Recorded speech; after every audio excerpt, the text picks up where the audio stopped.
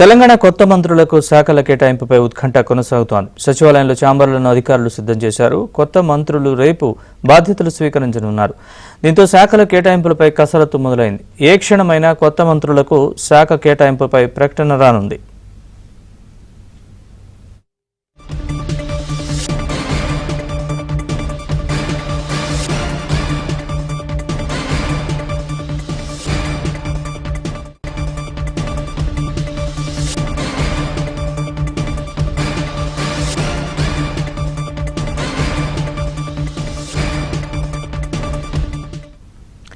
తెలంగాణ కొత్త మంత్రులకు శాఖల కేటాయింపుపై ఉత్కంఠ కొనసాగుతోంది. సచివాలయంలో ఛాంబర్లను అధికారులు సిద్ధం చేశారు. కొత్త మంత్రులు రేపు బాధ్యతలు స్వీకరించనున్నారు. దీంతో శాఖల కేటాయింపులపై కసరత్తు మొదలైంది.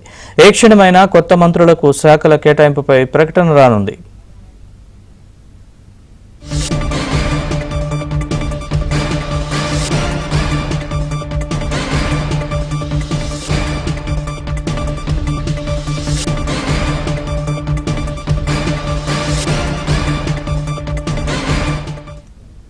ఇవాళ మంత్రులుగా ప్రమాణం చేసిన ముగ్గురికి శాఖల కేటాయింపుకు సంబంధించి కసరత్తు కొనసాగుతోంది.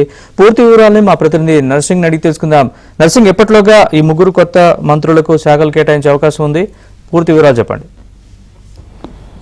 ఎస్ నవీన్, దీనిపైన ఇప్పుడైతే ఉత్కంఠ కొనసాగుతుంది. సో ఎప్పటి నుంచో వాయిదా పడుతూ వస్తున్నటువంటి మంత్రివర్గ విస్తరణ ఈరోజు జరిగింది. ముగ్గురు మంత్రులు ప్రమాణ స్వీకారం చేశారు. గడ్డం వివేక్, అడ్లూరి లక్ష్మణ్, వాకటి శ్రీహరి ఈ ముగ్గురు కూడా మంత్రులుగా ప్రమాణ స్వీకారం చేశారు. ఈరోజు మధ్యాహ్నం 12:15 రాష్ట్ర గవర్నర్ జిష్ణుదేవ్ వర్మ వారి చేత ప్రమాణ స్వీకారం చేపించారు. సో ఇప్పుడు ఆ ఘట్టం ముగిసింది. ఇప్పుడు ఆ ముగ్గురికి ఏం పోర్ట్ఫోలియోలు కేటాయిస్తారనేటువంటిది ఇప్పుడు ఉత్కంఠ కొనసాగుతూ ఉంది. ఈరోజు రాత్రి వరకు వారికి శాఖలను కేటాయిస్తూ ఉత్తర్వులు వచ్చేటువంటి అవకాశం అయితే ఉందని చెప్పి ప్రభుత్వ వర్గాల ద్వారా మనకు సమాచారం అందుతూ ఉంది. అయితే ఎవరికి ఏ పోర్ట్ఫోలియోలు కేటాయిస్తారు, గడ్డం వివేక్ ఏం పోర్ట్ఫోలియోలు కేటాయిస్తారు, అదేవిధంగా వాకిటి శ్రీహరికి ఏ పోర్ట్ఫోలియోలు కేటాయించేటువంటి అవకాశం ఉంది, గడ్డం లక్ష్మణ్ కుమార్కి ఏ శాఖలు ఇచ్చేటువంటి అవకాశం ఉంది అనేటువంటి దానిపైన ఇప్పుడు పొలిటికల్ సర్కిల్స్లో ఇటు ప్రభుత్వ వర్గాల్లో విస్తృతమైనటువంటి చర్చ, ఊహాగానాలు అయితే పెద్ద ఎత్తున జరుగుతూ ఉన్నాయి. అందులో గడ్డం వివేక్కు సంబంధించి వాస్తవానికి వారి కుటుంబము సుదీర్ఘమైనటువంటి రాజకీయ నేపథ్యం ఉన్నటువంటి కుటుంబము. వారి తండ్రి గడ్డం వెంకటస్వామి సుదీర్ఘ కాలం పాటు కాంగ్రెస్ పార్టీలో పనిచేశారు. 3 సార్లు ఎమ్మెల్యేగా పనిచేశారు, 7 సార్లు ఎంపీగా పనిచేశారు, ఆయన కేంద్ర మంత్రిగా పనిచేశారు. సో ఆయన సుదీర్ఘ కాలం పాటు కూడా లేబర్ మినిస్టర్గా పనిచేసి పేదల పక్షపాతిగా, ఆయన పేదల నాయకునిగా గుర్తింపు తెచ్చుకున్నారు, లేబర్ నాయకునిగా. సో ఇప్పుడు చాలా శాఖలు అయితే ఖాళీగా ఉన్నాయి. ముఖ్యమంత్రి దగ్గర చాలా శాఖలు ఉన్నాయి. అందులో హోమ్ మినిస్ట్రీ ఇంకా ఖాళీగా ఉంది. ఎంఏయుడి తన ముఖ్యమంత్రి దగ్గరే ఉంది. కొన్ని వెల్ఫేర్ సంక్షేమానికి సంబంధించినటువంటి శాఖలు ఉన్నాయి. మైనింగ్ శాఖ ముఖ్యమంత్రి వద్దే ఉన్నది. ఎడ్యుకేషన్ శాఖ ముఖ్యమంత్రి దగ్గరే ఉంది. అదేవిధంగా ల్యాండ్ ఆర్డరు, హోమ్, ఇట్లా చాలా శాఖలు ముఖ్యమంత్రి దగ్గర ఉన్నాయి. సో అందులో ఏ శాఖలు ఎవరికి కేటాయిస్తారనేటువంటిది ఇప్పుడు ఆసక్తిగా మారింది.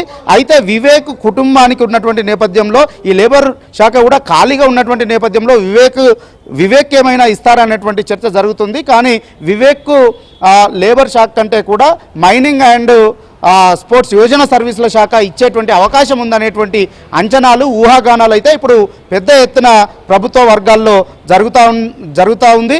సో దాంతోపాటుగా ఇటు అడ్లూరు లక్ష్మణ్కు వచ్చేసి ఇటు వెల్ఫేర్ శాఖ, ఎస్సీ వెల్ఫేర్కు సంబంధించినటువంటి, ఎస్సీ సంక్షేమానికి సంబంధించినటువంటి శాఖను కేటాయించేటువంటి అవకాశం ఉందనేటువంటి చర్చ ప్రస్తుతం విస్తృతంగా జరుగుతుంది పొలిటికల్ సర్కిల్స్లో. అదేవిధంగా ప్రభుత్వ వర్గాల్లో ఇటు వాకటి శ్రీహరికి వచ్చేటప్పటికి ఆయనకు పశుసంవర్ధక శాఖ, అదేవిధంగా ఇటు న్యాయశాఖ కేటాయించేటువంటి అవకాశం ఉందనేటువంటి ఊహాగానాలు అయితే ఇప్పుడు విస్తృతంగా జరుగుతూ ఉంది. అయితే అంచనాలు, ఎవరి ఊహాగానాలు ఎట్లా ఉన్నప్పటికీ ఒకవైపు అయితే ఇప్పటికే ప్రభుత్వం ఒక నిర్ణయానికి వచ్చేసింది. ఈరోజు రాత్రికి అధికారికంగా పోర్ట్ఫోలియోలు కేటాయిస్తూ ఉత్తర్వులు ఇచ్చేటువంటి అవకాశం ఉంది. అయితే మరోవైపు సచివాలయంలో ఆయా శాఖలకు సంబంధించి, ఆయా మంత్రులకు సంబంధించినటువంటి ఛాంబర్స్ కూడా సిద్ధమైపోతున్నాయి, ఇప్పటికే రెడీ అయిపోయాయి. రేపు వారు వారి వారి ఛాంబర్లలో బాధ్యతలు కూడా తీసుకుంటారనేటువంటి సమాచారం అందుతూ ఉంది. సో ఈ నేపథ్యంలో ఎవరికి ఏ శాఖలు కేటాయిస్తారనేటువంటిది ఉత్కంఠగా కొనసాగుతుంది. ఈ రోజు రాత్రి కల్లా దానిపైన ఒక స్పష్టత వచ్చేటువంటి అవకాశం ఉంది. Update nursing.